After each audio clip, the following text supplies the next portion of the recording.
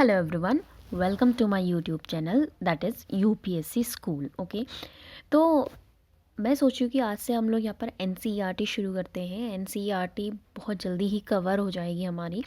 जो हमारा next upcoming exam है यूपीएससी का, उसके लिए थोड़ा बहुत बेनिफिशियल होगा। आप ये काम करिए, आप अगर नए स्टूडेंट नहीं हैं, आपने सब चीज़ें रिवाइज़ तो नहीं बोलूँगी, पढ़ के रखी हुई हैं, और थोड़ा सा रिवीजन के लिए अगर सुनना है तो आप सुन सकते हैं इसे एज अ ऑडियो आर्टिकल, क्योंकि आप लोग अभी इतना टाइम तो है नहीं कि आप लोग इसे देख पाएँ यहाँ पर और अच्छे से इसके नोट्स बना पाएँ, तो आप सिर्फ इसे सुन लीजिएगा। ओके, तो चलिए शुरू करते हैं। चैप्टर 1 है हमारा। चैप्टर 1 है यहाँ पर हमारा what, where, how and when, यानी क्या, कहाँ, कैसे और कब। तो यहाँ पे देखिए राशिदास क्वेश्चन है, राशिदा का क्वेश्चन है। Rashida sat reading the newspaper. Suddenly, her eyes fell on a small headline 100 years ago. How she wondered. Could anyone know what had happened so many years ago? तो राशिदा जो है बड़ी ही अच्छे से न्यूज़पेपर पढ़ रही थी, तो अचानक उसकी आइज़ एक हेडिंग पर पड़ी जिसमें लिखा हुआ था 100 years ago। तो वो ज़रा चौंक गई भी कि ऐसा कैसे हो सकता है ना, ऐसा कैसे हो सकता है कि हम 1000 साल पहले या 100 पहले क्या हुआ था जान सकते हैं। तो चलिए आगे देखते हैं क्या होता है। नेक्स्ट है finding out what had happened. Finding out what had happened, एक मिनट। ओके, चलो अब हम देखते हैं कि क्या हुआ था। जैसे कि यस्टरडे, पिछली रात के बारे में, पिछले दिन के बारे में आप जान सकते हो कि क्या हुआ था। You could listen to the radio, watch television, read a newspaper. आप रेडियो सुन सकते हो, टेलीविज़न देख सकते हो, टीवी देख सकते हो, न्यूज़पेपर पढ़ सकते हो। लास्ट ईयर क्या हुआ था उसके लिए भी हमारे पास बहुत सारे सोर्सेज हैं, जैसे कि आप किसी से पूछ लो, है ना। But what about long long ago, लेकिन अगर आप कुछ सालों पहले और कुछ 100 पहले क्या हुआ था ये आप जान सकते हो ईजीली, बहुत ईजीली आजकल। बट इतने 1000 साल पहले, बहुत पहले क्या हुआ था उसे आप कैसे जान सकते हैं, ये यहाँ पर क्वेश्चन है। अब इससे पहले हम यहाँ पर थोड़ा कुछ और देख लेते हैं कि अ, हम बात करेंगे कि हम इससे सालों पहले क्या हुआ था वो कैसे जान सकते हैं। उससे पहले हम ये देखेंगे कि हम अपने पास्ट के बारे में क्या क्या जान सकते हैं। What can we know about our past. Okay, तो हम अपने पास्ट के बारे में बहुत कुछ जान सकते हैं। जैसे कि there are several things we can find out. What people ate, ठीक है, what people ate, the kinds of clothes they wore, the houses in which they lived. मैं बेसिकली इसका मतलब बता देती हूँ। इसका मतलब ये है कि आप अपने पास्ट के बारे में सारी चीज़ें जान सकते हैं जो आप जानना चाहते हैं। जी, कि पहले के लोग क्या खाते थे, क्या पीते थे, क्या पहनते थे, क्या खेलते थे बच्चे गेम। ओके, तो सारी चीज़ें, एवरीथिंग आप यहाँ पर जान सकते हो अपने पास्ट के बारे में, अपने पास्ट के लोगों के बारे में। नेक्स्ट, अब हम यहाँ पे देखेंगे कि वेयर डिड पीपल लिव, लोग कहाँ कहाँ रहे। अब हम इसमें ये देखेंगे, जैसे कि बहुत सारी साइट्स थी जहाँ पर लोग रहे, बसे, और वहाँ पर से वो गए भी, ऐसी बात नहीं है कि वहीं पर रह गए। जैसे कि पहला यहाँ पर साइट है, आपको बोल रहे कि नर्मदा रिवर को ढूंढो आप मैप में। अब आपको पता होगा, अभी अभी अब बारे में पता होगा कि नर्मदा रिवर जो है अमरकंटक हिल्स, ठीक है, अमरकंटक हिल्स, अब ये कहाँ पर है, ये है एमपी में। तो वहाँ पर इसका सोर्स है, ओरिजिन है नर्मदा रिवर का, और ये वेस्ट फ्लोइंग रिवर है, यानी ये वेस्ट को फ्लो होती है। आपको पता है ना, नर्मदा एंड तापी जो है ऐसे रिवर्स हैं जो वेस्ट को फ्लो होती है। People have lived along the bank of this river, और पहले अगर पास्ट की बात करें तो लोग यहाँ पर इस रिवर के किनारे रह चुके हैं। Some of the earliest people who lived here were skilled gatherers. यहाँ पर जो लोग रहे हैं ना वो बड़े ही स्किल्ड गैदरर्स थे, बड़े ही अच्छे स्किल्ड गैदरर्स थे, मतलब कि आखेटक जिसे आप हिंदी में बोल सकते हैं, अच्छे खासे स्किल्ड आखेटक थे। और people who gathered their food, they knew about the vast wealth of plants in surrounding. अब देखिए उन लोगों को अपनी वास्ट वेल्थ जो प्लांट्स की है उनके बारे में पता था, अपने चारों ओर, हमारे चारों ओर जंगल में क्या चीज़ हमारे लिए बेनिफिशियल है, क्या नहीं है। और कौन सी रूट्स कलेक्ट करनी है, कौन सी नहीं करनी है, सारी चीज़ें उन्हें अपने बारे में वहाँ पर पता थी। दे ऑल्सो हंटेड एनिमल्स, और वो एनिमल्स को भी हंट करते थे। अब हम बात करेंगे नेक्स्ट साइट की, ठीक है। अभी हमने क्या देखा, हमने देखा कि नर्मदा पे स्किल्ड गैदरर्स थे, अच्छे आखेटक थे, यानी अच्छे खासे सीखे हुए, और वो लोग हंट भी करते थे। और मैंने आपको बता दिया कि नर्मदा रिवर जो है कहाँ पर से फ्लो होती है, ये एमपी में अमरकंटक हिल्स है, वहाँ पर इसका ओरिजिन है, और ये वेस्ट फ्लोइंग रिवर है। अगर आपको देखना है तो आप यहाँ पर मैप में देख सकते हैं, ये है अमरकंटक हिल्स। देखिए यहाँ पर इसका ओरिजिन है नर्मदा रिवर का एमपी में, और ये सतपुड़ा एंड विंध्या इनके बीच से यहाँ पर फ्लो होती है वेस्ट की साइड को, एंड अरेबियन सी में ड्रेन हो जाती है। ओके, नेक्स्ट जो साइट है हमारी वो है यहाँ पर सुलेमान एंड किरथर हिल्स। मैं आपको बता दूँ, सुलेमान एंड किरथर हिल्स जो है ये आपके प्रेजेंट डे पाकिस्तान में है। तो यहाँ पर जब लोग रहे थे पहले के, तो वो कैसे थे। Some of the areas where women and men first begin to grow crop such as wheat and barley about 8,000 years ago. अब मैं एक और बात बता दूँ, इन्होंने बोला है 8,000 ईयर्स अगो यानी 8,000 BCE, बिफोर कॉमन एरा। अब ये मत सोचिएगा कि अभी सिर्फ 8,000 साल ही हुए हैं।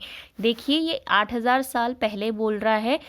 एक रेफरेंस पॉइंट होता है ना किसी चीज़ का। एक और मैं आपको बात बता देती हूँ, एक रेफरेंस पॉइंट होता है। पहले मैं इसको इरेज कर देती हूँ थोड़ा सा, ठीक है, फिर उसके बाद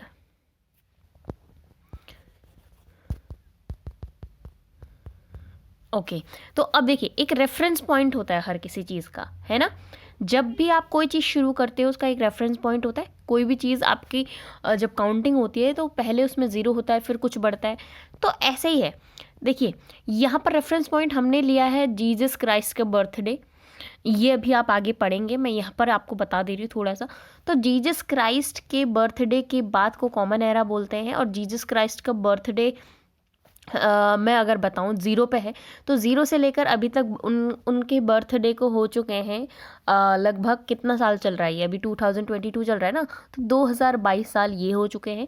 बाकी ये बोल रहे 8,000 ईयर्स अगो। तो अगर यहाँ से पीछे जाओगे तो यहाँ 8,000 ईयर्स अगो ये ज़ीरो से है।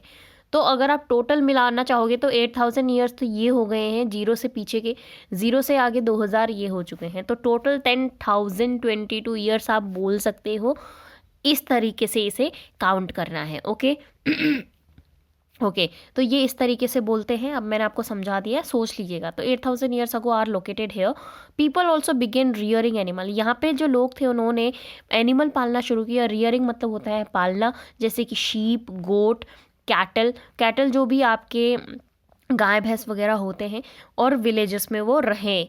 ऐसी बात हमें यहाँ पर पता चली है। सुलेमान और किरथर हिल्स की पहाड़ियों पर जो लोग रहा करते थे वो ऐसे थे।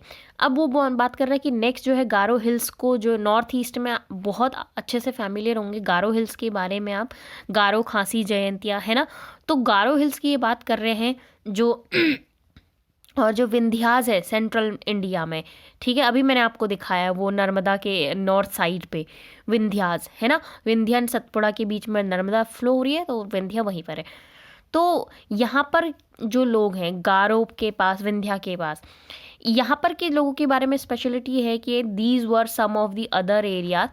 ये कुछ ऐसे एरियाज थे जहाँ पर एग्रीकल्चर डेवलप हुआ है, ठीक है। जैसे कि कहाँ पर, विंध्यास में, और जो गारो हिल्स हैं ईस्ट साइड पे। अभी मैं आपको मैप में भी दिखा दूँगी। The places where rice was first grown are to the north of Vindhyas. ऐसे प्लेसेस जहाँ पर सबसे पहले राइस ग्रो हुआ था वो विंध्यास के नॉर्थ में आपको वो प्लेसेस मिल जाएंगे।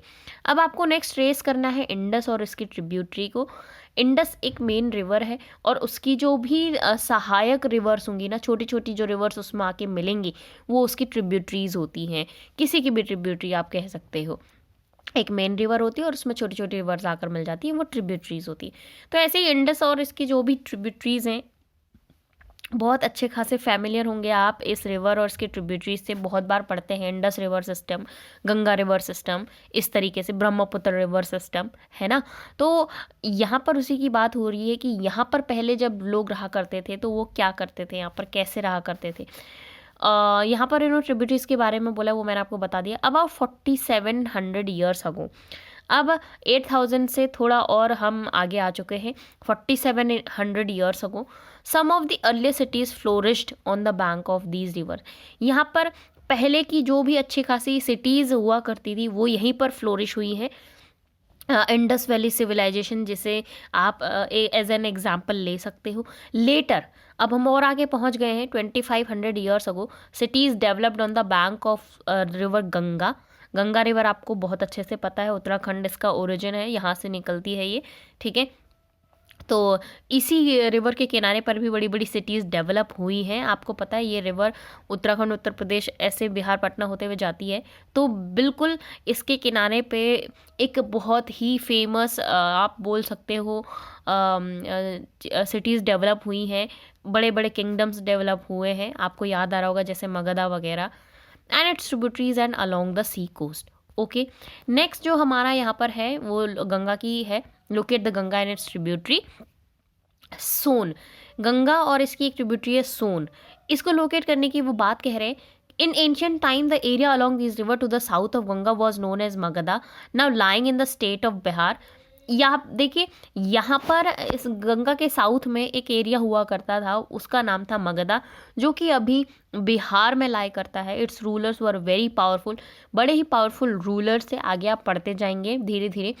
उन्होंने बहुत बड़ा किंगडम सेटअप किया यहाँ पर, इसके अराउंड, इसके चारों ओर बोल सकते हो, यहाँ पर उन्होंने अपना किंगडम फैलाया धीरे धीरे। Kingdoms were set up in other parts of the country as well.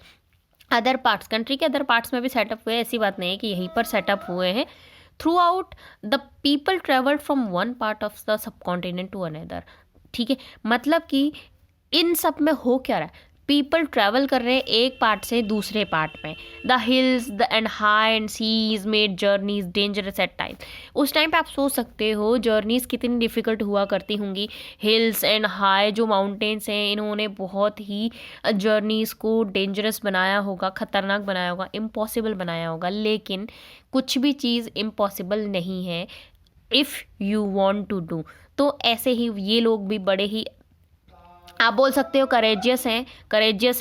Courageous हुआ करते थे। तो men women moved in search of livelihood also to escape from natural disasters like floods. अब यहाँ पे क्वेश्चन ये बन जाता है कि पहले के जो लोग थे वो क्यों ट्रैवल किया करते थे। आप कंपैरिजन कर सकते हैं कि आज के जो लोग हैं वो क्यों ट्रैवल करते हैं। पहले के लोग तो इन्होंने बताया कि जैसे लिवलीहुड सर्च करने के लिए, नेचुरल डिजास्टर हो जाता है तो उससे बचने के लिए भागते थे। फ्लड जैसे ड्रॉट वगैरह हो गए, बाढ़ या सूखा जब पड़ जाए, है ना। Sometimes men marched in armies conquering others land. कभी कभी जो आर्मीज़ हैं वो मार्च करती थी, मार्च का मतलब कि मूव करती थी दूसरे लैंड को कंक्वायर करने के लिए है। जो राजा वगैरह आदेश वगैरह देते थे तो क्या होता था कि दूसरे की लैंड कंक्वायर करनी है मतलब जीतनी है, तो इस वजह से भी लोग इधर से उधर शिफ्ट हो जाया करते थे। Merchants travelled with caravans. जो मर्चेंट्स हैं वो कैरावेंस जो है उनके साथ ट्रैवल करते थे या फिर शिप्स में ट्रैवल करते थे। उनमें क्या होती थी, वैल्यूएबल गुड्स होती थी और वो प्लेस टू प्लेस ले जाते थे। And religious teachers walked. Religious teacher भी एक जगह से दूसरी जगह पर उन्होंने ट्रैवल किया, आप बोल सकते हो, village to village, town to town, stopping to offer instruction. क्यों? अपना इंस्ट्रक्शन ऑफ़र करने के लिए, जो भी चीज़ें रिलीजियस व्यू से हैं उन्हें बतानी है वो ऑफ़र करने के लिए। And advice on the way, और कुछ ना कुछ एडवाइस देने के लिए। Finally some people perhaps travel driven by a spirit of adventure. Finally आप ये कह सकते हो कि कुछ पीपल जो है, जो स्पिरिट ऑफ एडवेंचर है उसकी वजह से भी ट्रैवल किया करते थे। आज भी आपको पता है लोगों में कितना क्रेज़ है एडवेंचर का, तो वही क्रेज़ शायद पहले के लोगों में भी, कुछ लोगों में बिल्कुल होगा, तो उस वजह से भी इधर से उधर ट्रैवल किया करते थे। ठीक है, wanting to discover new and exciting places, all these led to the sharing of ideas between people. और इन सब से होता क्या है, आप आज ही देख लीजिए, अगर आपके वहाँ पर कोई दूसरे देश का या कोई दूसरी स्टेट का कोई आ जाता है, हमारे आइडियाज़ शेयर होते हैं, हमें अच्छी लगती किसी किसी को अच्छा लगता है कि अलग अलग भाषाएं सीखना, आप उनसे उनकी भाषा में कुछ ना कुछ सीख लेते हो। तो वैसे ही पहले भी हुआ करते था, और एक दूसरे के आइडियाज़, एक दूसरे की जो भी चीज़ें हैं वो शेयर हो जाया करती थी। अब इनका क्वेश्चन है why do people travel now days, तो आप बता सकते हैं इजीली कि आजकल लोग जो है ट्रैवल क्यों करते हैं। वो बोल रहे look at the map once more, एक बार फिर से मैप को देखो, hills mountain seas from natural frontier of the subcontinent, जो हमारा सब कॉन्टिनेंट है उसके जो नेचुरल फ्रंटियर्स हैं, जो सीमाएं हैं, while it was difficult to cross these frontiers, इन सीमाओं को क्रॉस करना बड़ा ही मुश्किल हुआ करता था। दोज हु वांटेड कुड, जो ऐसा करना चाहते थे कि वो कर सकते हैं, उन्होंने किया भी। अब जो नहीं कर सकते भाई वो नहीं कर सकते है ना, उनका क्या कर सकते। डिड स्केल द माउंटेन्स, उन्होंने माउंटेन्स क्रॉस किए, सीज क्रॉस किए। People from across the frontier also came into the subcontinent, frontier से लोग आए भी, गए भी, सेटल्ड भी हुए हैं, आपको पता ही है। तो बहुत सारी चीज़ें हैं। These movements of people enriched our cultural tradition, और इसी मूवमेंट की वजह से, इसी मूवमेंट की वजह से हमारा जो कल्चरल ट्रेडिशन है ना वो बड़ा ही रिच हो गया है हर चीज़ में। People have shared new ways of carvings stone, मतलब उस टाइम पे जो भी चला करती थी वो उन्होंने शेयर की हैं, जैसे कि स्टोन कैसे कार्व करना है, म्यूज़िक कैसे कंपोज करने हैं, even cooking food over several hundreds of years. तो इस तरीके से कुछ पहले हुआ करता था। अब हम जो हमारी लैंड है, ठीक है, हमारी लैंड, हम अपने भारत इंडिया के बारे में बात करेंगे। इसका नाम भारत इंडिया कैसे पड़ा, इनमें जो फैक्ट दिए हैं इन्होंने, जो भी चीज़ें दी हैं आप देख सकते हैं, एक इंडिया के लिए है और एक भारत के लिए। जैसे two of the words often use for our country, हमारे कंट्री के लिए दो वर्ड बड़े ही यूज़ होते हैं, एक इंडिया और एक भारत। अब इंडिया जो है वो तो इंडस रिवर, जिसको संस्कृत में सिंधु बोलते हैं, यहाँ से आया है। अब ईरान और ग्रीस को अपने एटलस में ये लोग बोल रहे हैं कि आप फाइंड करो। अब आप देखेंगे वेस्ट साइड पे तो आपको ईरान और ग्रीस दिखेंगे, और ग्रीस से एक बात आपको पता होनी चाहिए कि जो ओलंपिक्स हुए थे सबसे पहले यही ग्रीस में हुए थे, एथेंस में, याद होगा अगर आपको तो आप इसको ढूंढिए, ये आपका काम है। इससे आपका मैप जो स्किल है, मैप वर्क स्किल है ना, वो भी इम्प्रूव होगा। तो सारी चीज़ें मैं यहाँ पर नहीं बताने वाली हूँ कि ये ईरान है या ये ग्रीस है, मैंने आपको बता दिया। अब आप इसे खुद ट्रेस कर लीजिए, जिससे कि आपका भी इम्प्रूवमेंट हो जाएगा। The Iranians and Greeks who came through the north west about 2500 years ago, 2500 years ago की बात है। जो ईरानियन और जो ग्रीक थे, ठीक है, यूनानीज एंड ग्रीक्स थे, वो आए नॉर्थ वेस्ट से, and were familiar with the Indus, वो इंडस के साथ तो फैमिलियर थे, इसीलिए उन्होंने इसको बोला, इसको वो लोग क्या बोलते थे, इंडस को वो बोलते थे हिंदोज और Indos, and the land to the east, और इस रिवर के ईस्ट में जो लैंड हुआ करती थी उसको बोलते थे इंडिया। ठीक है, इस तरीके से हमारे देश का नाम इंडिया बोला जाता है। अब भारत कैसे पड़ा, द नेम भारता was used for a group of people who lived in the north west.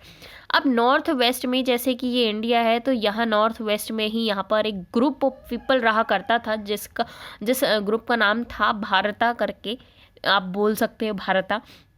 और who are mentioned in the Rigveda, जिनका मेंशन ऋग्वेद में भी किया गया है। आपको पता होना चाहिए ऋग्वेद जो है अर्लीस्ट कंपोजिशन है संस्कृत में, और इसकी जो आपको यहाँ पे टाइम पीरियड है वह 3500 ईयर्स अगो, तो इसमें भी मेंशन हुआ है, और उसी वजह से हमारे देश का नाम भारता भी बोला जाने लगा, यानी भारत। ठीक है, और later it was used for the country. Next, अब हम अपने पास्ट के बारे में जान सकते हैं। मैंने आपको बताया था, तो बहुत सारे रास्ते हैं जिससे के थ्रू हम लोग अपने पास्ट के बारे में जान सकते हैं। There are several ways of finding out about the past. One is to search for and read books that were written long ago. एक काम आप कर सकते हैं कि जो भी बुक्स पहले लिखी गई हैं उनको आप पढ़ सकते हो, जो भी पहले की रिटन बुक्स है, and these are called manuscript. उन बुक्स को मैन्यूस्क्रिप्ट बोलते हैं। देखिए मैन्यूस्क्रिप्ट क्या होता है, ये रिटन बुक्स ही हैं। ठीक है, आप इतना ध्यान रख लीजिए कि जो भी है यहाँ पर रिटन है तो मैन्यूस्क्रिप्ट जो है वो रिटन बुक है, लेकिन ये किस में लिखी गई है, ये लिखी गई है पाम लीफ में। मैन्यूस्क्रिप्ट का मतलब, मेन्यू का मतलब होता, मनु का मतलब होता है हैंड, यहाँ पे देखो लिखा हुआ भी है, ठीक है। जैसे मनु, मनु मीनिंग हैंड, यानी हाथ से लिखा गया जो है स्क्रिप्ट, ठीक है, मैन्यूस्क्रिप्ट उसे बोला गया है। पाम लीफ पर ये लिखा गया है, पाम लीफ, जिसकी वजह से ये ज़्यादा सर्वाइव नहीं कर पाए हैं। ऑब्वियस सी बात है, लीफ है, लीफ की बार्क पे आपने, लीफ की बार्क पे, लीफ की बार्क मतलब जो पेड़ है उसकी बार्क पे आपने लिखा हुआ है, तो इतने इजीली तो सर्वाइव नहीं कर पाएगा, बहुत ज़्यादा टफ है उसको सर्वाइव करना, और जो सर्वाइव कर पाए उसके थ्रू हम लोग यहाँ पे कुछ जान पाते हैं। और on the specially prepared bark, ये स्पेशली प्रिपेयर्ड बार्क होता है ट्री का, जिस एक ट्री है बर्च, ये हिमालयाज़ में मिलता है, और भी बार्क्स होते हैं ट्रीज़ के, उसमें भी लिखा जाता था, बट बेसिकली ये ज़्यादा यूज़ होता था। Over the years many manuscript were eaten away by insects, मैंने आपको बोला सर्वाइव नहीं कर पाएंगे क्योंकि इंसेक्ट हो जाएंगे, डिस्ट्रॉय हो जाएंगे, एंड मैनी, ये देखिए यहाँ पर है ये बार्क में लिखा हुआ have survived often preserved in temples and monasteries, जो मोनेस्ट्रीज मठ होते हैं ना, मठ जहाँ पे हमारे जो भी संत वगैरह हैं वो रेस्ट करते हैं, और टेम्पल्स यहाँ पर प्रिजर्व करके रखा हुआ है, तो वो थोड़ा बहुत बच गए हैं। These books dealt with all kinds of subject, ये सारे सब्जेक्ट के साथ डील करते हैं, रिलीजियस बिलीफ्स हो, प्रैक्टिसेस हो, लाइफ्स ऑफ किंग्स हो, मेडिसिन, साइंस, सबके साथ डील करते हैं। Beside there were epics, poems, plays, many of these were written in Sanskrit, ये सारी चीज़ें भी थी और मैनी ऑफ देम संस्कृत में लिखी हुई थी।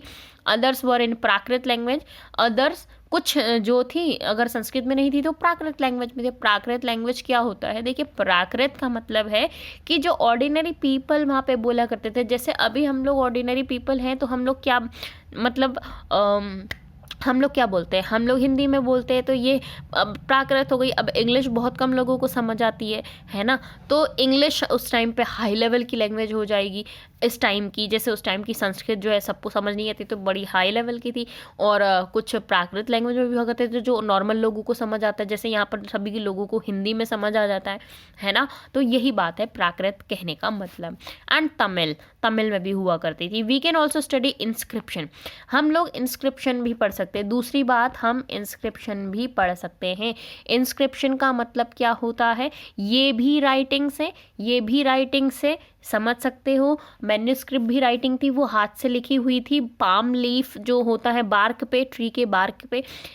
इंस्क्रिप्शन भी राइटिंग ही है, इंस्क्रिप्शन भी राइटिंग ही है और ये राइटिंग्स हार्ड सरफेसेस में, जैसे कि मेटल हो गया, स्टोन हो गया, तो इजीली ज़्यादा टाइम तक ये सरवाइव कर पाएंगे, है ना, कर पाएंगे या नहीं, बिल्कुल कर पाएंगे।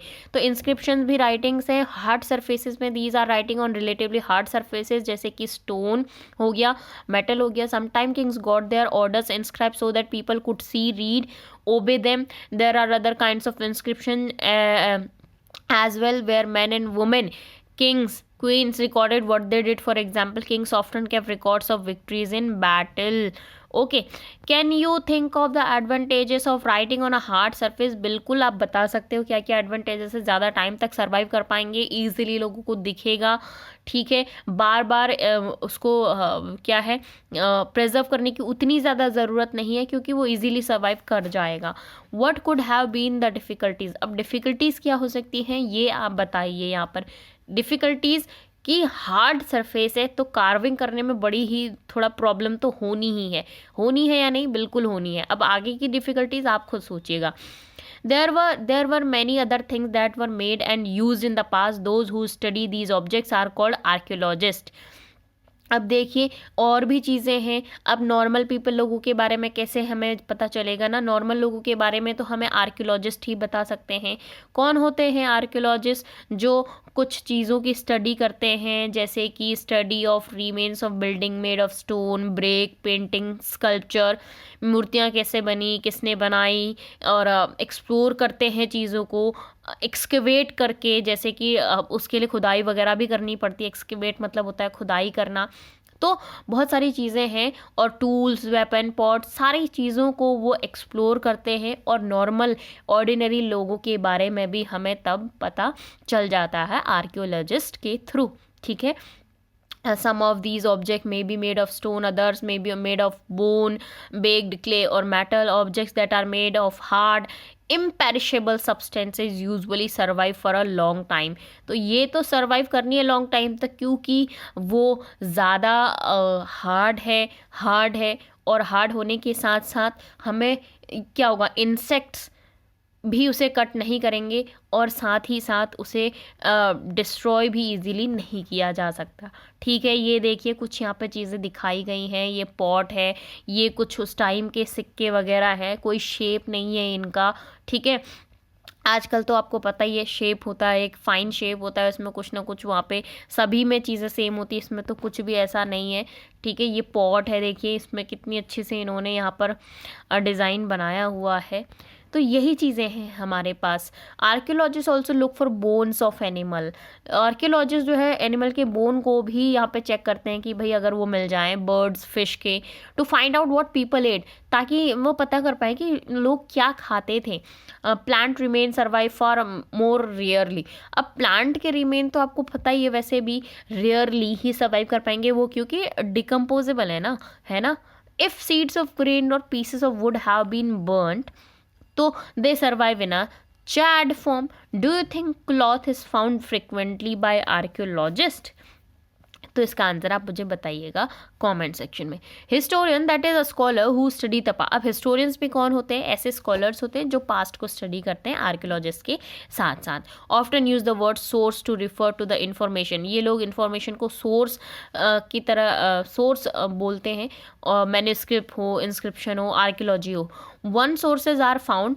एक बार अगर सोर्सेज मिल गए, learning about the past become an adventure. तो पास्ट की लर्निंग करना एडवेंचरस हो जाता है as we reconstructed bit by bit, क्योंकि हम इसे अब रिकन्स्ट्रक्ट करने वाले हैं छोटी छोटी चीज़ों को कनेक्ट करके। सो हिस्टोरियंस एंड आर्कियोलॉजिस्ट जो है ना, ये डिटेक्टिव्स की तरह है, बोल सकते हो आप, who use all the sources, जो सारे सोर्सेज को यूज़ करते हैं क्लू की तरह, और अपने पास्ट के बारे में एक ऑर्डर्ड फॉर्म में बुक तैयार करते हैं। ठीक है, अब पास्ट वन है या फिर मैनी है, एक पास्ट है या फिर ज़्यादा है। ठीक है, did you notice the title of this book? आप अपने बुक की टाइटल को देखिए जल्दी से। अभी उसमें लिखा है आवर पास्ट, हमारे अतीत। तो मतलब कि अतीत एक नहीं है, अलग अलग है। We have used the word past in plural to draw attention to the fact that the past was different for different groups of people. For example the lives of herders और फार्मर, यानी जो हर्डर यानी जो पालने वाले हैं, पशुपालन वाले फार्मर हैं, उनकी लाइफ किंग और क्वीन की लाइफ से अलग है। मर्चेंट्स की लाइफ है अलग, क्राफ्ट पर्सन की लाइफ अलग है। तो यहाँ पर सबकी लाइफ अलग अलग है, चाहे वो फार्मर की लाइफ है चाहे क्वीन की लाइफ है, उनकी अपने अपने जो लाइफ है वो अलग अलग है ना। हाँ या नहीं? जैसे आपकी और हमारी लाइफ अलग है, वैसे ही उस टाइम पर भी था। Also, as is true even today, people follow different practices, customs in different parts, you know very well. अलग अलग कस्टम्स है, अलग अलग रिलीजन्स हैं, तो सबकी लाइफ अलग अलग चल रही है, अलग वे में पास्ट उनका बन रहा है। For example, today most people living in the Andaman island get their own food by fishing, hunting, collecting forest produce. आज भी आप देखोगे तो जो अंडमान आइलैंड में जो लोग रह रहे हैं उनका ये खान पान होता है। By contrast, most people living in cities depend on others for supplies of food. जो सिटीज़ में रह रहे हैं वो दूसरों पे डिपेंड है कि फूड सप्लाई होगा यहाँ पर, मतलब कि वो खुद से तो नहीं ग्रो करते ना, इसीलिए वो बोल रहे। Differences such as these existed in the past. Well, ऐसे डिफरेंसेस पास्ट में भी थे। Okay, so besides there is another kind of difference. We know a great deal about kings and battles they fought because they kept records of their victories. अब हमें देखिए normal लोगों के बारे में कम, थोड़ा किंग्स और क्वींस के बारे में ज़्यादा इसलिए पता है क्योंकि उस टाइम के वो रिच पीपल हुआ करते थे, और रिच पीपल हुआ करते थे तो वो अपने बारे में कुछ ना कुछ लिखवा लेते थे, इसीलिए हमें इतनी सारी चीज़ें उनके बारे में पता है। ठीक है, generally ordinary people such as hunter, fishing folk, gather, farmer, herder did not keep records of what they did while archaeology helps us to find. तो इसीलिए आर्कियोलॉजी हमें हेल्प करती है कि नॉर्मल लोगों के बारे में भी हमें पता चले कि वो लोग क्या क्या किया करते थे। And there is much that remains unknown. अभी बहुत चीज़ें ऐसी हैं जो अनोन है, हमें नहीं पता, फिर भी हमने क्लूज़ के थ्रू हिस्ट्री को यहाँ पर कनेक्ट किया है। अब what do dates mean, dates का मतलब क्या होता है ये मैं आपको पहले ही बता चुकी हूँ। अगर आपको कोई पूछता है, you will probably mention the date, month and year 2000 and something. These years are counted from the date generally assign to the birth of Jesus. अब ये ईयर्स वहाँ से काउंट हो रही है जो बेस है बर्थ ऑफ जीसस क्राइस्ट का, यहाँ पर से बेस स्टार्ट हुआ है। ज़ीरो एज अ प्रेफरेंस, क्योंकि हम कोई भी चीज़ शुरू करते हैं तो एक प्रेफरेंस लेते हैं, प्रेफरेंस पॉइंट होता है कि हाँ हमें यहाँ पर से शुरू करना है। तो वही हमने जो डेट शुरू की है वो है जीसस बर्थ, जो जीसस क्राइस्ट का बर्थ डेट है उसको हमने एज अ ज़ीरो यहाँ पे लिया है। और उसके बाद से शुरू हुई हैं चीज़ें, उसको बोलते हैं कॉमन एरा, और उससे पहले की चीज़ों को बोलते हैं बिफोर कॉमन एरा। ठीक है, all dates before the birth of Christ are counted backward and usually have the letter B C या BCE भी बोल सकते हैं, before Christ add on. In this book we will refer to dates going back from the present. अब हम जो dates पढ़ने वाले हैं इसमें बैक क्या लिखा है, we will refer to dates going back from present. ठीक है, प्रेजेंट से आप यहाँ पे शुरू करोगे using 2000 as our starting point. आप जैसे कि 2000 को आप एज अ स्टार्टिंग पॉइंट ले सकते हो। तो इस टाइप से आप डेट्स को यहाँ पर काउंट करते हो, वो मैंने बता दिया ऑलरेडी आपको। जैसे कि ये आपका जीसस क्राइस्ट का बर्थडे, तो इसके बाद से कॉमन एरा, इसके पहले बिफोर कॉमन एरा। अगर आपको अभी बोलना है कि आपको बोलना है 3000 साल पहले, अब 3000 साल पहले की बात अगर आपको बोल रहे हैं कि 3000 साल पहले, तो वो ऐसे बोल रहे हैं, यानी इसमें ये चीज़ काउंट नहीं हुई है। पहले की बात तो क्राइस्ट से पहले, बिफोर द जीसस क्राइस्ट यहाँ पर होगी ना स्टार्ट। तो इसीलिए अब आप एक्चुअल में बोलोगे तो बोलोगे 3000 तो ये हो गए, 2000 हमारे पास हो गए, तो टोटल कितने हो गए। अभी इस चीज़ को 5000 साल हो चुके हैं। ठीक है, तो इस तरीके से यहाँ पर होना है। अब यहाँ पे है लेटर्स विथ डेट।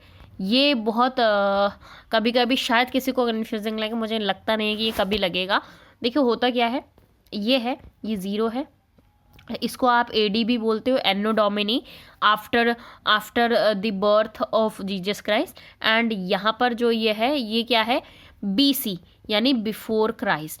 AD के जगह पे आप लोग कॉमन एरा भी देख सकते हो, कहीं कहीं पे कॉमन एरा लिखा होगा, और BC की जगह पे BCE बिफोर कॉमन एरा भी आप लोग देख सकते हो। तो कोई बड़ी बात ये है नहीं, बहुत ईजी है। तो यही चीज़ यहाँ पर बताई गई है। ठीक है, और यहाँ पे कुछ लिखा भी है कि कभी कभी BP भी आपको देखने को मिलेगा। तो BP का मतलब होता है बिफोर प्रेजेंट, वही जैसे कि बिफोर कॉमन एरा।